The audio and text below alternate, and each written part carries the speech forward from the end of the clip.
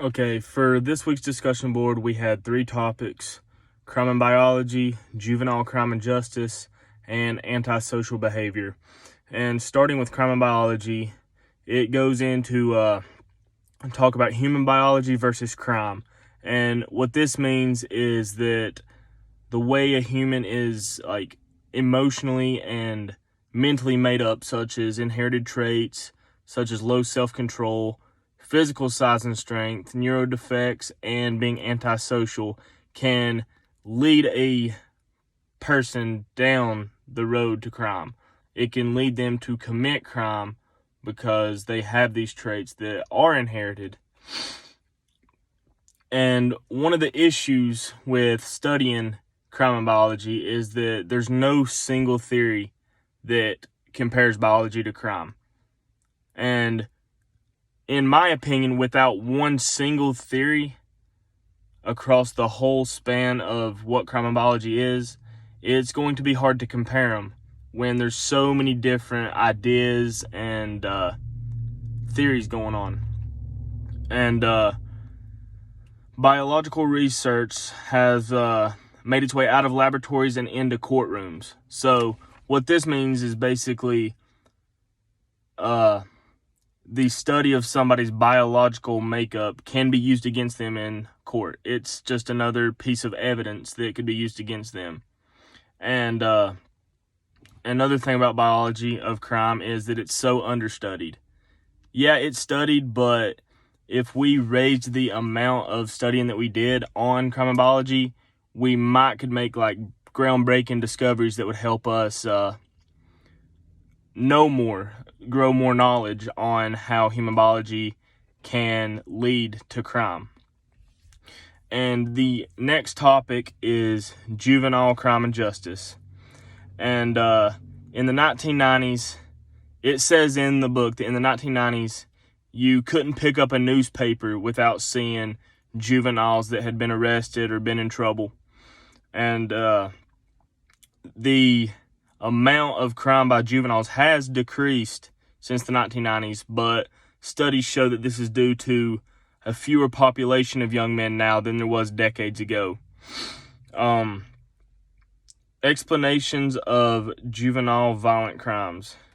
In these inner cities, crack cocaine and expanding drug markets are growing, and it's leading these youth to get into selling, using, and being involved with crack cocaine and other drugs. And this can also lead these youths to arm themselves with guns for protection against those drug dealers and those people that are in the drugs. And giving these kids guns, sooner or later, is going to turn out bad. Sooner or later, they're going to use these guns for something besides protection. They're going to use it to help them commit crime. And this is another one of my opinions. Another thing that could lead a juvenile down a road of crime is if their family's involved in crime. Let's say you have a kid that one parent or even both parents are in prison, they get out. They go back to prison, they come back out, and they're just in and out of the prison system.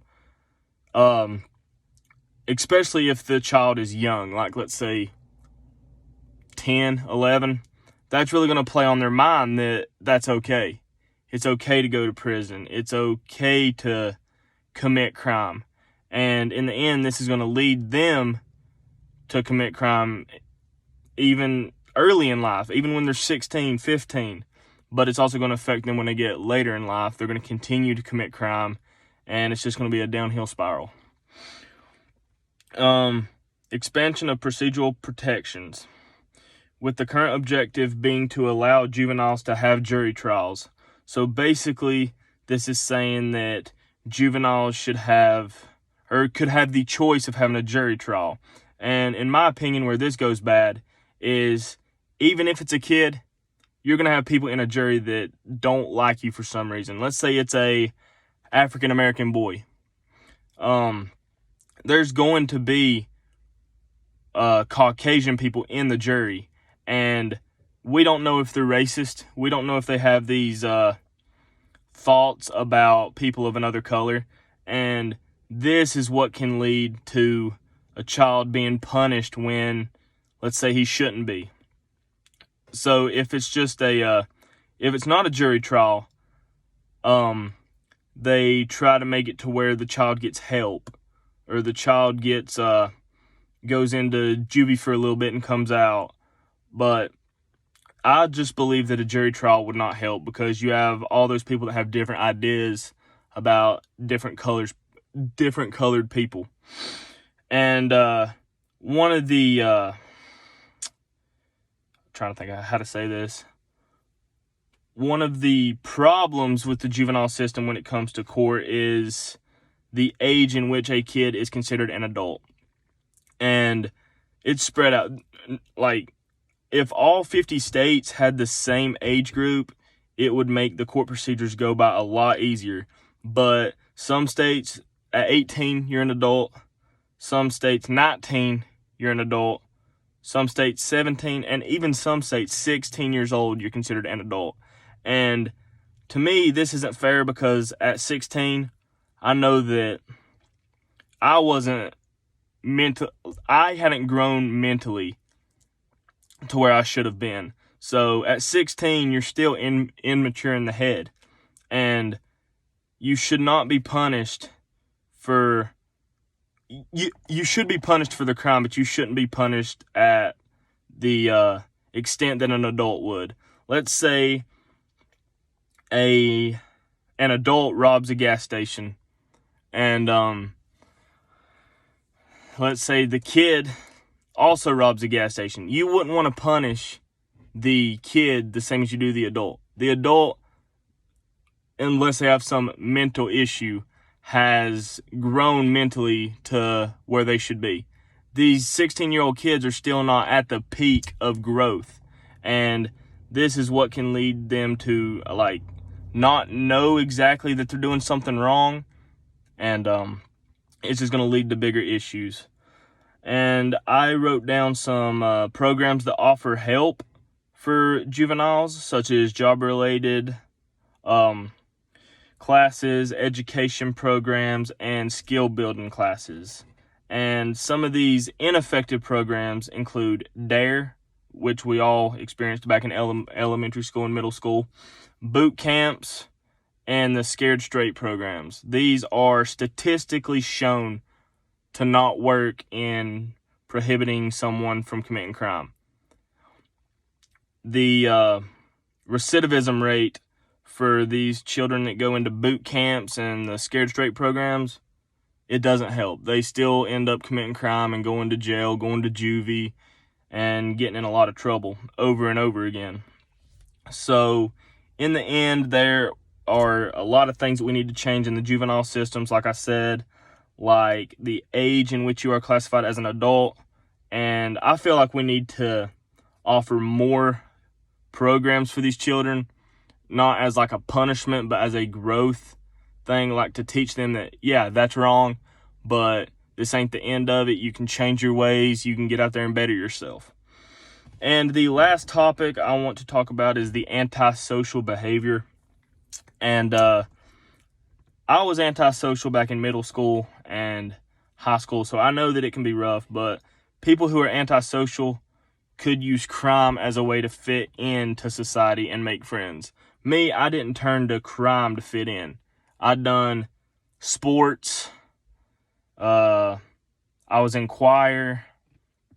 I'd done a bunch of stuff like that to fit in. But other people, especially in these inner cities, use crime as a way to fit in, because they feel like that's the only way they fit in, is if they're with the only people that will accept them, so to speak.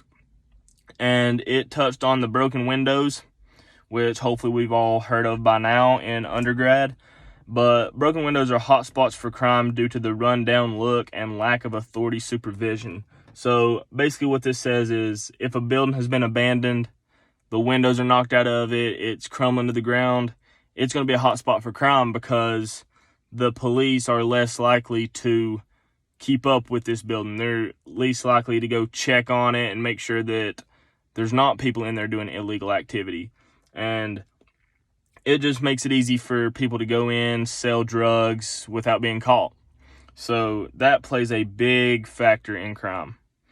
And that brings me to my thoughts on it. I believe that any city, it doesn't matter if it's a big city, small city, every broken place with broken windows, so to speak, should be monitored by the police 24/7 around the clock to ensure that crime is not committed in these areas.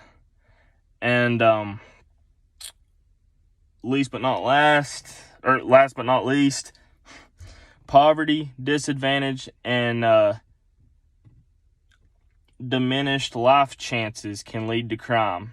So this is basically saying, like, if you're poor, you're disadvantaged, or like you don't feel like you're going to make it in life, you feel depressed and all this stuff, that can lead to you committing crime because you feel like it's a way that you can fit in, it's a way that you can make something of yourself. And so this has been my thoughts on this week's discussion board. If any of you have any questions, you can ask me on Moodle or email. And thank you.